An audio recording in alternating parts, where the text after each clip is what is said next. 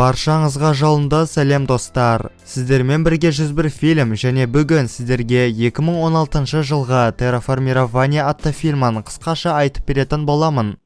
Поняла.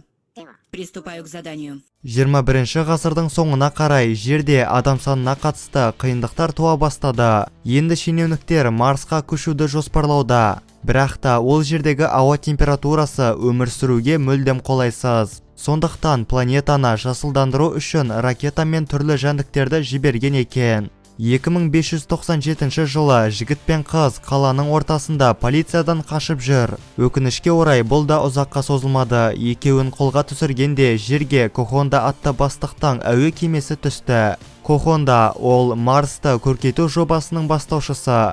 Жігітке адам өлтірді деген айып тағылғандықтан көмекшісі бастыққа олармен сөйлесуді ұсынады. Сонда кемеден шыққан Кохонда жерден жәндікті байқап, оны езіп жіберген еді. 2599 жылы әуе кемесі Марсқа жақындап қалды. Кемеде әлгі Акита мен Комачида жүр. Жас қыздың айтуынша Комачи уәде еткендей жерге оралғанда ресторанға апару керек. Бір кезде оларға Муто қосылып, Комачиді бір қыздырынып алуға шақырады. Бірақ та бұл жекпе-жекте Комачи жеңген болатын. Сонда іші ашығаннан Муто әлгі қызды кездесуге шақырғанымен қыз бас тартты. Гудли атты жігіт жәндіктерді шайнап отыр, ал Тезука атты маньяк Марияның саусағын сорып алмақшы. Капитан Дадзима ғарышкерлер жүрген бөлмеге келіп, кеме Марстың атмосферасына кіргенін хабарлайды. Планетаға тоқтаған ғарышкерлер жан-жағына қараса бәрі жасыл. Осыған қарағанда жәндіктер миссияны сәтті орындаса керек. Енді тек бастық айтқандай планетаны жәндіктерден тазалау ғана қалды. Тараканды өлтіретін құрылғыны жіберіп, оларда көп ұзамай далаға шықты. Капитанның айтуынша жәндіктер өлсе де барынша сақ болған жөн. Онымен қоса олар 10 жыл бұрын Марсқа құпия жіберілген кемені байқайды. Бірақ та кеме қатты зақымдалған. Марсты аралап жүрген адамдар қанша іздесе де өлі жәндіктерді табатын емес.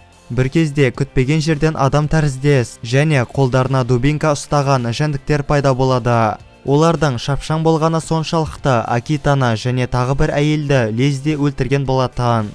Ашу үстінде топ не үшін бастықтар қауіп жайлы ескертпегенін түсінбей тұр. Комачидің ойынша 500 жылда жәндіктерге үлкен радиация әсер етуі мүмкін. Сондықтан ендігіден бастап Марста жәндіктер дәуірі басталса керек. Ал капитан осының бәрін о баста білген. Бір кезде байланысқа шыққан Кохонда әркімнің қанында жәндіктің ДНК-сы бар екендігін айтады.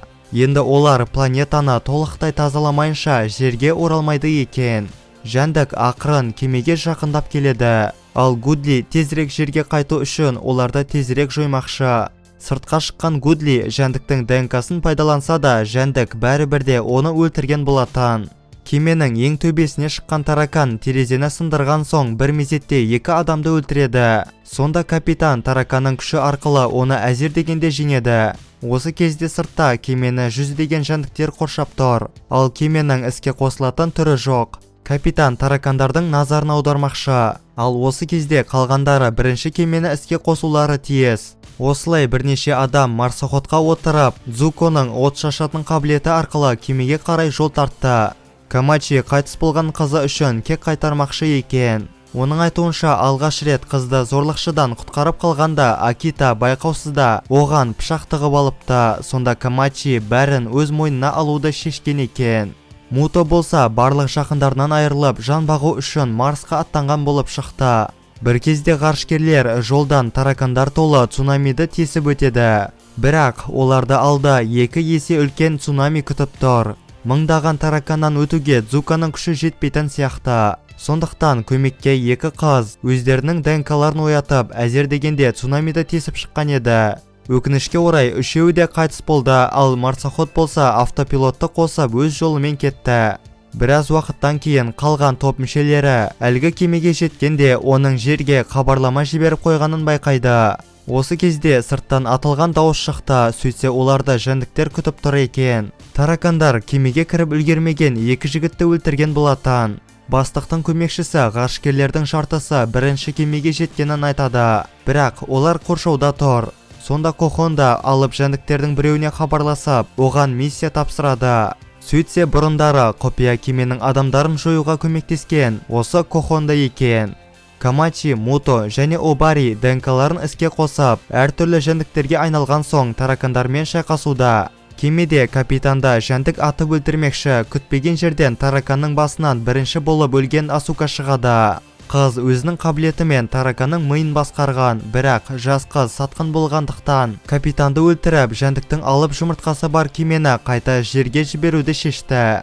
Кохонда дрон арқылы тірі қалған үшеуімен байланысқа шығуда. Оның айтуынша, кемедегі жұмыртқа жерге келсе, үлкен ғылыми жаңалық болғай тұр. Толықтай жойылған бірінші құпия экспедиция тек жәндіктің басын жіберіп үлгерген. Енді Жапония басшылығы дамыған марсиандық таракандарды жоймақшы. Ол үшін адам мен жәндіктің ДНК-сын ауыстырған болатын. Ал жәндіктің жұмыртқасы арқылы Кохонда ядролық қарумен бірдей армия жасап шығаруға дайын. Осылай адамзат таракандарды Марсқа жіберіп, өздері өткен эволюцияны оларға да өтуге мүмкіндік берген екен. Бұны естіген Камачи қатты ашуланып тұр. Осы кезде жұмыртқадан екі жәндік пайда болады. Асука оларды ұстай алатын емес. Өйткені бұл жәндіктер басқаларға қарағанда дамыған және күштірек.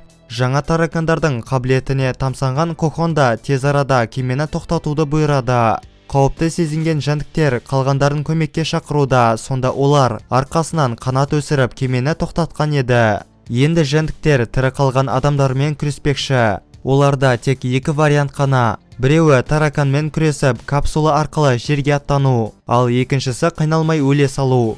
Үшеуі де сол сәтте ДНК-ларын іске қосып шайқасқа түсті. Бірақ та екі есе дамыған жәндіктер де осал емес екен. Қыз жәндіктің қолынан қаза тапты, ал Муто болса ДНК-ның екінші дозасын құйып, одан әрі күшейеді. Шайқас жалғасса да таракандардың таусылатын түрі жоқ. Сол үшін Муто тағы бір доза алғанда жәндікке ұқсап кетеді. Оның айтуынша жерде ешқандай жақындары қалмаған, сондықтан жігіт бар өмірін серіктестеріне арнапты. Камачи ауыр жарақат алғанда аспаннан жарқыраған нәрсе пайда болады. Сөйтсе ол Акита болып шықты. Жас қыз ДНК-ның арқасында тірі қалған екен. Енді көмек ретінде жәндіктерге жарылғыш зат шашқанда, бұны түсінген Муто тез арада Камачиға кетуді бұйырған болатын. Жігіт Акитаны құтқармақшы, бірақ жәндік қарумен оларға оқ жаудыруда. Нәтижесінде Акита да жәндіктерде жарылып кетті, ал Камачиді Муто құтқарып қалады. Камачи есін жиса, Муто толықтай жәндікке айналып кеткен. Сондықтан Камачи кемеге жалғыз аттануға мәжбүр. Кемеде Ичиро атты жігіт есін жинап, тараканды көргенде оны аяусыз өлтіреді. Сыртта Камачи адам қалпында жәндіктердің лидерін жеңсе де, оны аман қалдыруды шешті. Бір кезде кемеге кірген Камачи Ичироны көргенде оны сатқанға теңейді. Сонда Ичиро қарумен бірнеше рет атып түсірген еді, тек Камачиді емес, оның артындағы жәндікті.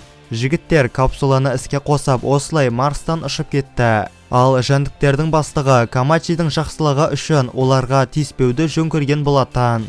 Осы кезде Кохонданың айтуынша миссия сәтсіз аяқталды. Енді бүкіл әлем олардан құпия жобасы жайлы біледі екен. Ал оның көмекшісі құпия агент болып шықты және Кохонданы арамдығы үшін атып түсірмекші. Сонда бастық оқты тосып алып, қызды тараканның уы арқылы өлтірген болатын.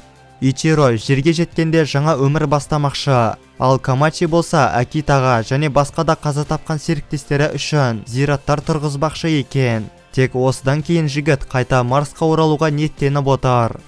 Осымен біздің терраформирование атты киномыз аяқталады. Достар, видеоны соңына дейін көргендеріңізге үлкен рахмет, және де лайк пен подписаться кнопкаларын басуды ұмытпаңыздар. Ал ендеше келесі видеода жүздескенше сау болыңыздар.